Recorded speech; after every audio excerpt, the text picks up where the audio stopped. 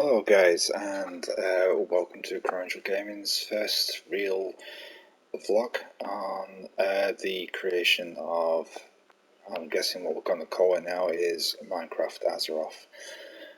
Basically, this is a project that I've been trying to actually get done for quite some time, and as a result, it's had some ups and downs. I had to take a year off because after doing Stormwind Harbour, it was that much of an ordeal that I just felt burnt out. But then I picked it back up, and as you can see from, well, the video the other day, Stormwind's now finished, Elwyn Forest is now finished, and I will be doing a separate video for that at some point.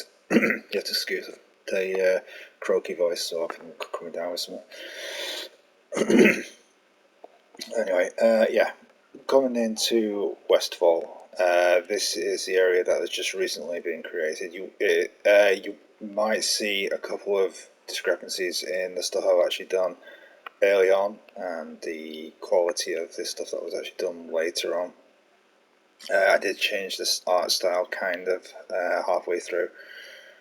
But basically, the point I wanted to actually do originally was to get the transition of the colour of the land. Unfortunately, we're doing it on console. I'm kind of limited to the ways you can actually manipulate the environment. But what I wanted to actually achieve with this is basically try and give each of the biomes its own separate colour scheme. So going from Elwyn Forest into Westfall, you then switch into the Podzol ground cover. It was originally the yellow tree coverings, which I'm trying to find over there. Yeah, but unfortunately, I had an incident with the flint and steel, and before I knew it, the whole of the ground was up in flames and pretty much wiped away everything I'd actually done. But yeah, anyway, as for Westfall, this is probably one of the hardest areas I've had to do so far, because even in games like Conan, Sims and things like that, I've never actually done Westfall. It's always been mostly areas out of Elwyn Forest and Stormwind the city. So it's the first time I'd actually ventured south from there, so to speak. But anyway, as we come over the coastline, as you can see, the carved out coastline there from Stormwind. The reason that is actually split into two height differences is because when I was making Stormwind City, I didn't actually realise that the city really was going downhill and downhill and downhill, and before I actually knew it, there was a massive height difference between where the ocean would have been for the outside of Stormwind City and where the height would have been in for the harbour, but I just worked around it. Anyway, back to Westfall. This coastline was probably the last thing that I actually added to it. I put bits and pieces, and it was more a combination of going through the World of Warcraft type of game and just bit by bit putting in the pieces as I could actually do them. You've got the abandoned patch here where you've got like all the refugees normally in World of Warcraft falling over. The amount of times I had to change this landscape is absolutely ridiculous, because I had to keep changing it to different heights. For those people who have played World of Warcraft, you recognise this is one of the flight paths that were added during the Cataclysm expansion. You've got like a barn in here as well, which is completely kitted out and put down with hay. Coming over this way again, I've pushed back the ocean as much as I actually can. Probably will eventually come back and push this even further back, but it just got to the point where I just wanted to move on, and I'd spent way too much time in the Westfall update. Let's see, the pirate ship as well is actually containing the flooded interior. Now, for those people who are actually looking, you can actually see that the interior water doesn't actually match outsides, because it's quite difficult to put down all this type of ash ocean and then go around and have to alter the height of it. So I've kept it just as this, at least for now anyway. I'll go around all of the coastline first, and you can see where there's like a dead sea creature here, little patches of land. Those two areas that are actually highlighted, wherever you see the yellow glow cube type things over there, those are actually sort of indicator markers for me to remind me where I want to continue working at some point. Come around the coastline again, you've got a couple of sea wreckage. I did stop working so much on the far end because there just wasn't really much there apart from repeating shipwrecks and things like that, which, to be fair, they didn't look that good. But as we come around here to the furthest most point, you have got the Westfall Lighthouse, and unlike the real Westfall Lighthouse, you can actually go inside this as well. Once you go in, of course, you've got a little staircase that you can go up.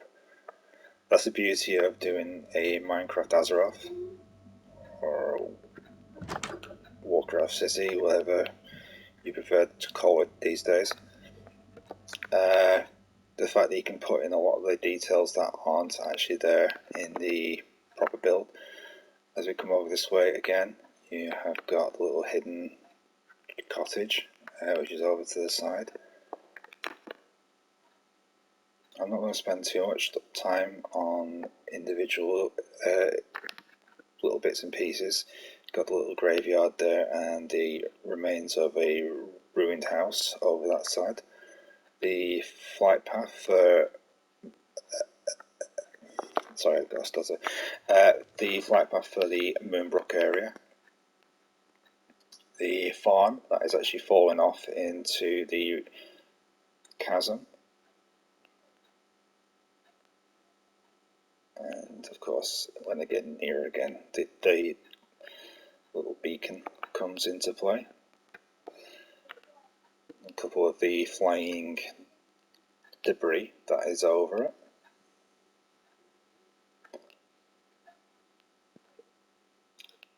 Coming back down this way, got a couple of the half abandoned farms. Fortunately, we haven't got any of the farming reapers. Got the accurately done mine down here. A couple of things had to be changed because I was working on a very waterlogged area.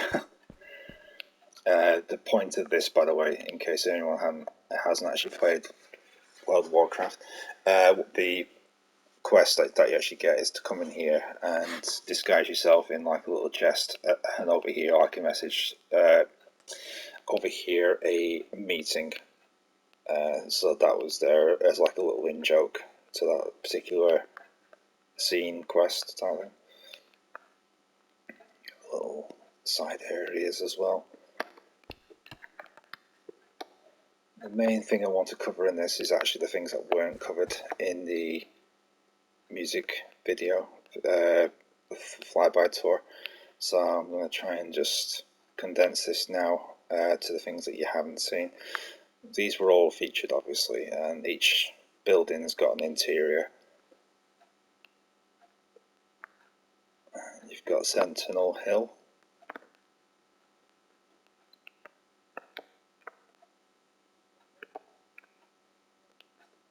Again, another flight path. Or I should say flight point. Again, these towers can all be gone up inside of. I'm still in debate, obviously, for the copyright reasons and stuff, if I'll be able to eventually put this on the store or if I'll be able to actually create it as a server world. The whole inspiration for it, besides being a World of Warcraft fan since probably just before the launch of the second game,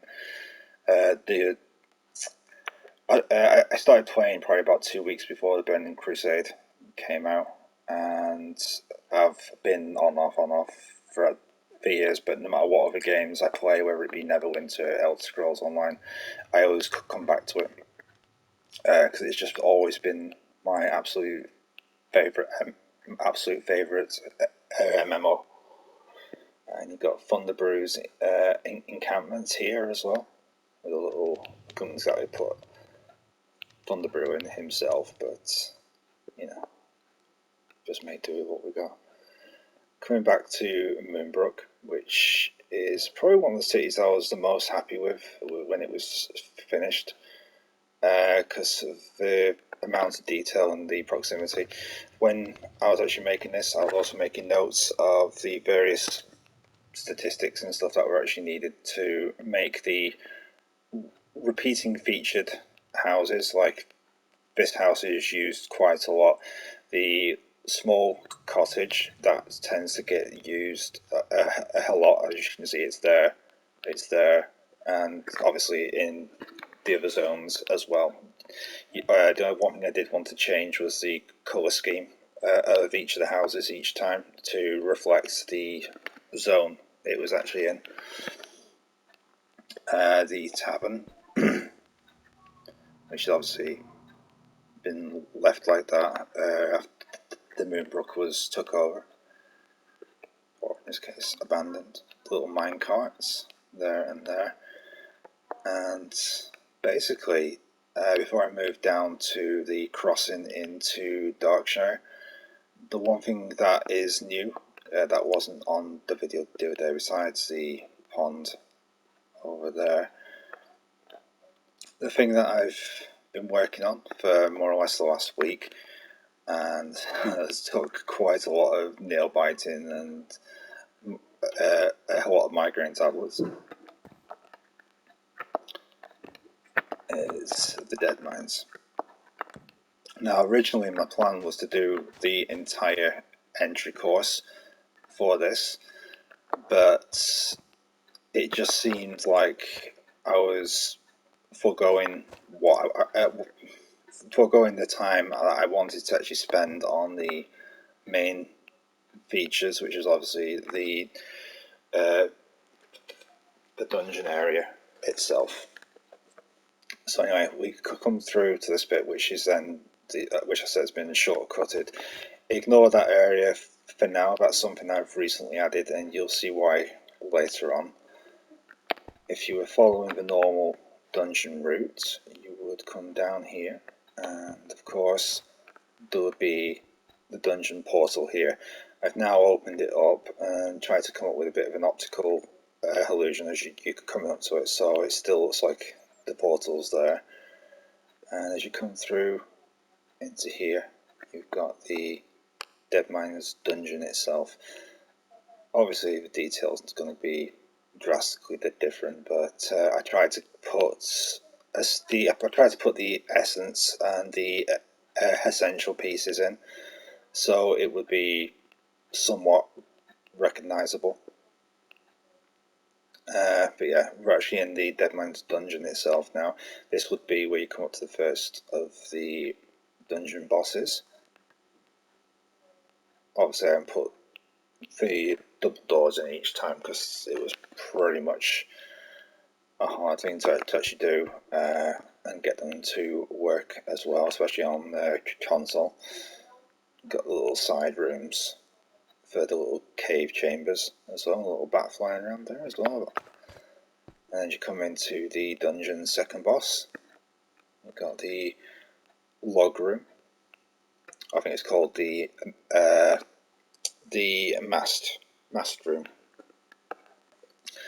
You've got all the shaved logs and everything else, and then you would come over here obviously and you've got your second of the dungeon bosses there, which when you defeat would open this door and lead you into the rest of the Deadmine dungeon. So the tunnels themselves are relatively scarce, because to be fair, there isn't that much there anyway, apart from the odd beam.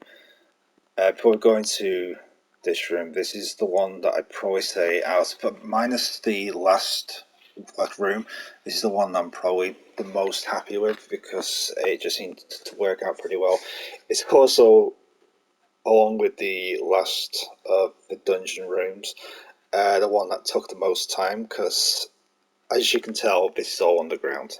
Everything here is hand carved, so the tunnels we're walking down now had to literally be carved block by block by block by block, which is why it took so long. This room in particular started as a full concreted, bricked up room. The reason this is here, by the way, as well, is because just above it is one of the other passageways. I tried to keep digging down and down and down, but I didn't quite dig deep enough when it came to coming back to this place. So all of this I tried to incorporate into something that looks like the design of the place, but it's not. It's actually just covering the walkway of another part of the upper floors. Anyway, coming down the ramps into here is where you'd fight the Foe Reaper Guardian for this particular part of the dungeon. Again, each of these bits constructed so that they flow directly into one another. You've got the little skip type thing there, which then flows into this, and if you were to travel down, you would actually find that it does come out straight into that piece, and then that one obviously flows down into there, and then each of these little holes lead out into like another one as well. From there, we then go down into another little tunnel with its own little offshoot there, and another cannon. And then we come into the final room, which is again the one that took the longest to actually carve out because everything was completely concreted up to this point. So yeah, this is the final dungeon boss location. Everything in here again carved out. That's why there's still different bits on the ceilings. I've tried to tidy it up as much as possible, but I think by the time I'd finally finished in here, I was ready to just get back up to the surface. I've included all the little eccentricities that you can see within this little chamber, including the little grabbers, the cranes, and normally obviously you'd just come across here, dodging the cannon fire that's coming away from the ship, shooting down the parrots. Got the little extra room that's up there as well, and you usually get a little spirit bird down there. I haven't put so many of the stalactites in because I was trying to work with the ones that you've got in game, but they just didn't seem to look right. Anyway, coming up here, obviously going around that way as well. Little cannons. Oh, yeah, I forgot about that. Got the giant cannons at the front. There's usually one here and one there, but obviously because you can't build the diagonally as good, I just decided to do the big main ones instead. You've got the hatches that open and actually shut as well over the cannons. We've come down this way. Got all the little cannons pointing out towards there as well. Crates and various different things, more cannons.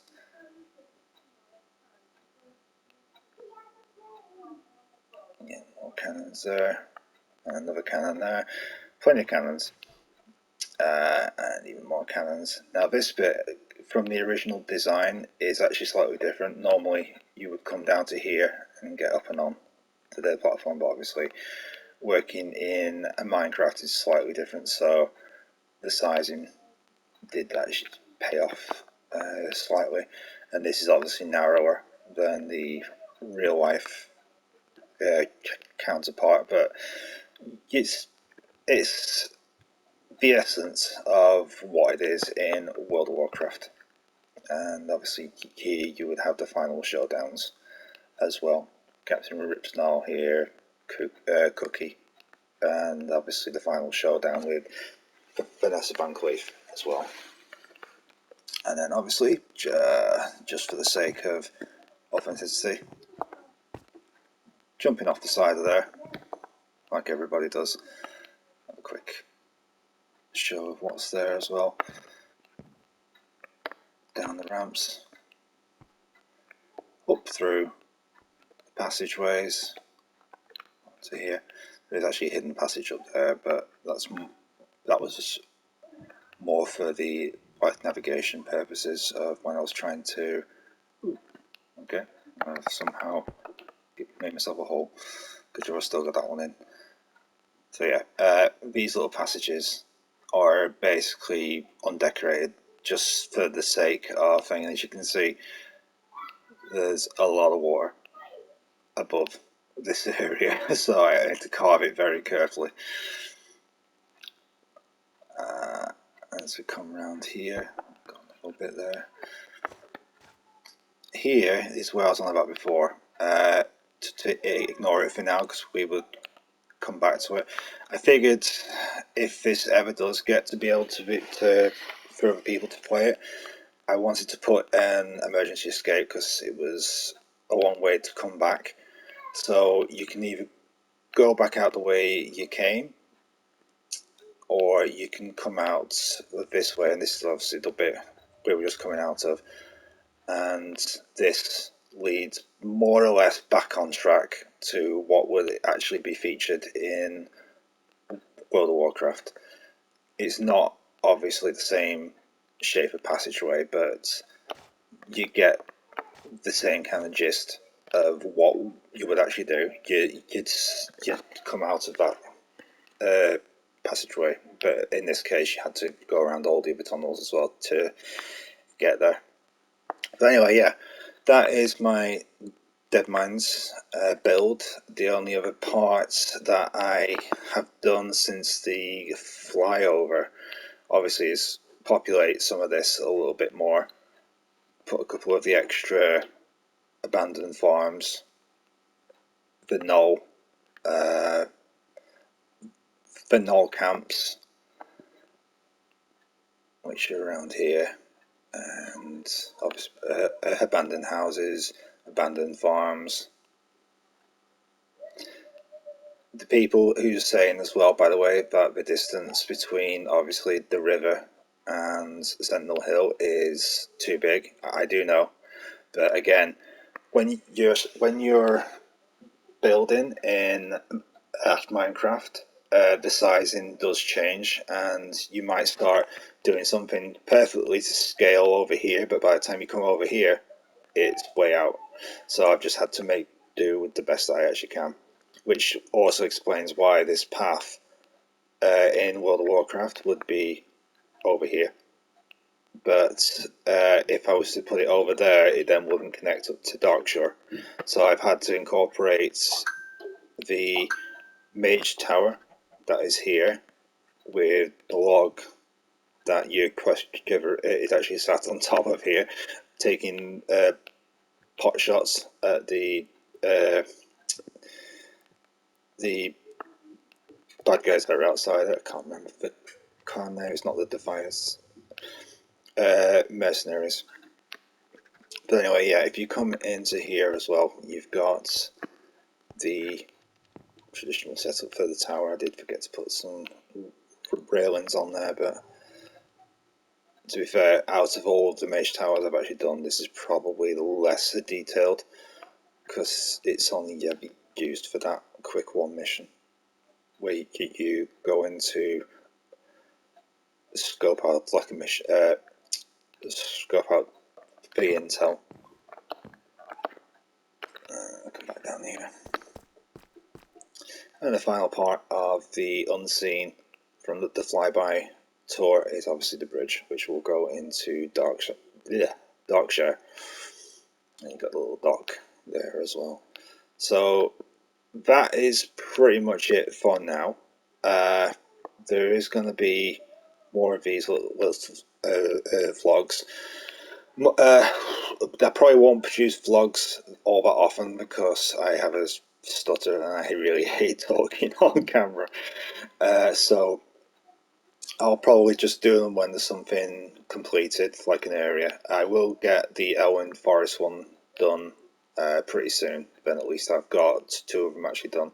And then when I complete each of the areas, as I complete the areas, until I basically fill the game and I can't build anymore, I'll just keep producing them, and hopefully if you guys like them, you'll show the appreciation by subscribing, leaving a like on the videos, because it does help me and it shows that you are appreciative of what I've actually produced, and I really do appreciate this support. It means more to me than I can even say. But anyway, from Westfall, this is Crunch Gaming, and I'd just like to say thank you to everybody who has subscribed, thank you to everybody who likes the videos, and I will see you again soon. Goodbye.